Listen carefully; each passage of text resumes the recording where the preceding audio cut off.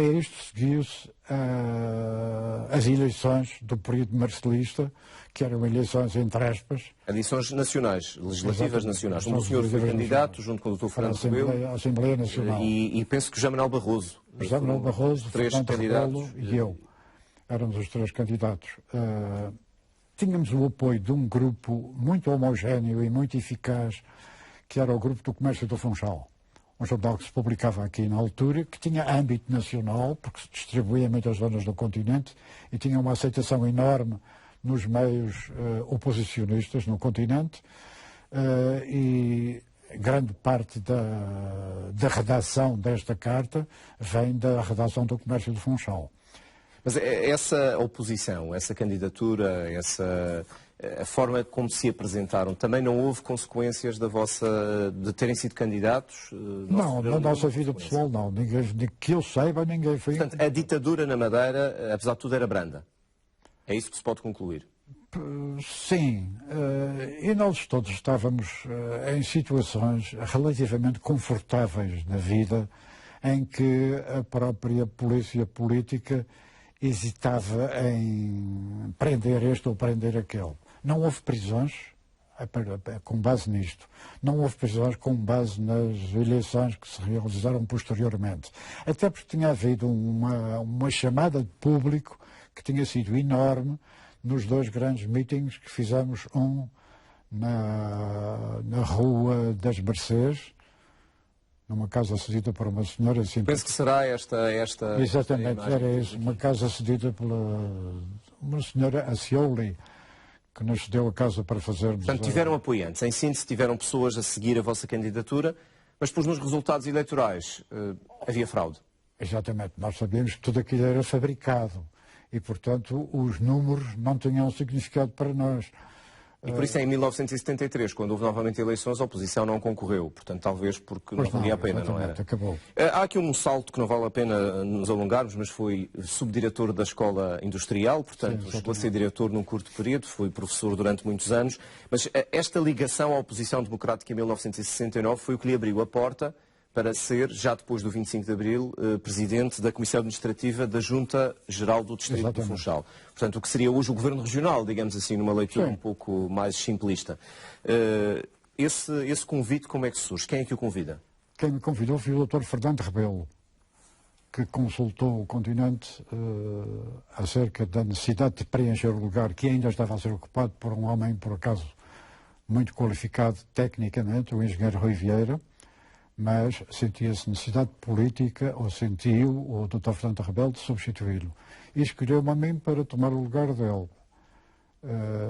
E fez parte de uma junta que era mais ou menos plural, não é? Dentro das correntes que existiam na altura, ou não? Sim. Eu tive como colaboradores o Dr. Gaudêncio Figueira, a professora Teresa Pinheiro e o Dr. Henrique Lessa.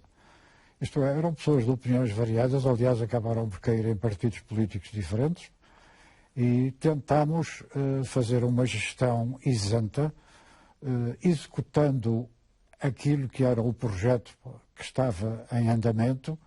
Não havia oportunidade de fazer nenhum novo plano de ação, íamos ocorrendo às necessidades de... Nem havia autonomia na altura, política nem administrativa. Pois, com certeza.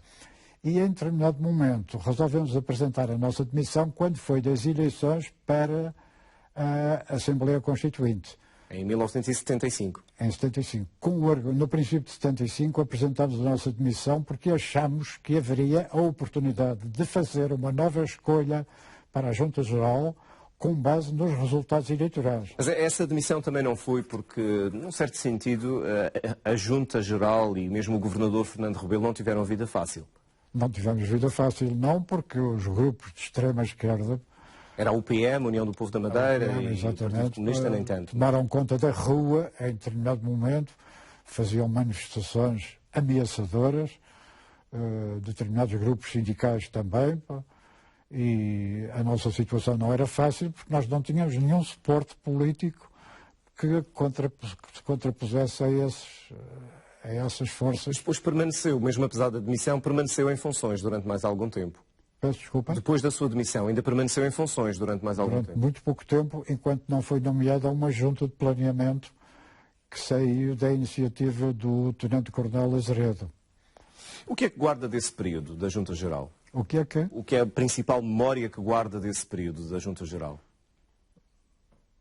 Uma organização que, apesar de tudo, funcionava, e funcionava razoavelmente. A possibilidade de coordenar com as câmaras municipais, que também foram substituídas na altura, por presidentes nomeados pelo Dr. Fernando Rebelo, para ocupar os lugares de chefia das câmaras municipais, foi possível estabelecer pontes de ligação com essas administrações municipais e tentar fazer funcionar a ilha. Nessa altura começou-se a perceber que os poderes não eleitos tinham pouca legitimidade. Esse foi um dos vossos problemas. Pois, exatamente. E daí que tentássemos fazer, apesar de não haver maneira de eleger a Junta Geral nem as câmaras municipais ainda nessa altura, havia pelo menos a possibilidade de, com base nos resultados eleitorais, escolher pessoas que fossem aceitáveis por esses grupos que tinham ganho as eleições de 75. Quando em 2008 o senhor foi distinguido pelo Presidente da República, foi feito comendador da Ordem do Infante Dom Henrique, sentiu que esta condecoração foi um justo reconhecimento pelo seu serviço à região e ao país? Houve qualquer coisa que me desagradou profundamente nisso. Eu estive à beira de, sobre o acontecimento, recusar a comenda. Porquê? Porque simultaneamente com a comenda que me foi atribuída também uma comenda, aliás, de grau superior, ao Bispo Teodoro. Bispo Emérito do Funchal. O chamado Bispo Emérito do Funchal. E porquê que isso lhe desagrada? Era uma pessoa por quem eu tinha e tenho um desprezo imenso. Porque era uma pessoa que eu considerava desqualificada até no plano da sua ação religiosa. E esteve a pensar, por causa disso, recusar a comenda? Exatamente. Mas algumas pessoas que no continente tinham sido... As comendas são apreciadas por uma comissão de condecorados possíveis a quem o Presidente da República propõe os nomes de tal e tal. E eles sabiam do meu objetivo, do meu propósito de apresentar a minha demissão devido à má companhia e pressionaram-me, pessoas que eu respeitava e considerava. Doutor António Loja, temos muito pouco tempo, mas queria-lhe perguntar sobre os seus livros que temos aqui na mesa. Tem aqui livros de investigação histórica, portanto, da sua vertente de historiador, mas tem, e ultimamente tem feito e tem trabalhado na ficção. A ficção é mais difícil do que quando se relata a história? Tem graus de dificuldade diferentes. A história obriga-nos a ser rigorosos e possuidores e detentores de uma documentação abundante e qualificada também. E, portanto, exige de nós uma precisão, uma exatidão de que a ficção nos liberta. As pessoas, quando compram um romance, sabem que estão a comprar uma obra de ficção e que, portanto, não têm que estar preocupados com a veracidade ou a não veracidade dos acontecimentos, apenas com uma lógica interna de uma história. Isto é, eu vou contar uma história e essa história tem de ter um determinado objetivo. Se esse objetivo é preenchido pela própria ficção, não há que estar preocupado com que ela tenha rigor histórico. Um suporte histórico. O Advogado de Roma é o seu mais recente livro publicado.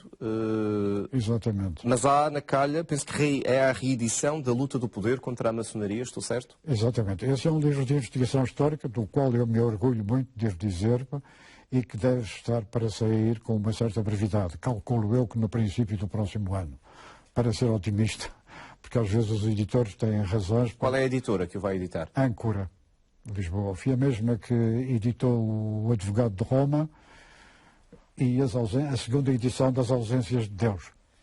À beira dos 81 anos, continua a escrever ainda hoje. Está a trabalhar em quê neste momento? Não lhe digo em que estou a trabalhar neste momento. Estou a trabalhar num novo projeto, não de investigação histórica, mas de ficção. Mas não diz porquê? Não se quer comprometer? Acha que se disser compromete? Não, eu digo-lhe porquê. Porque há anos, quando eu estava a trabalhar neste livro,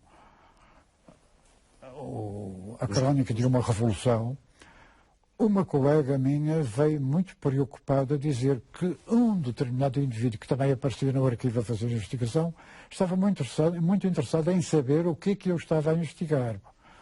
E alto aí, eu gosto de investigar e quando investigo sozinho. Posso escolher colaboradores, mas isso é uma iniciativa minha e não gosto que haja espionagem em relação ao arquivo a fazer investigação. Estava muito interessado em saber o que é que eu estava a investigar. E alto aí, eu gosto de investigar e quando investigo sozinho.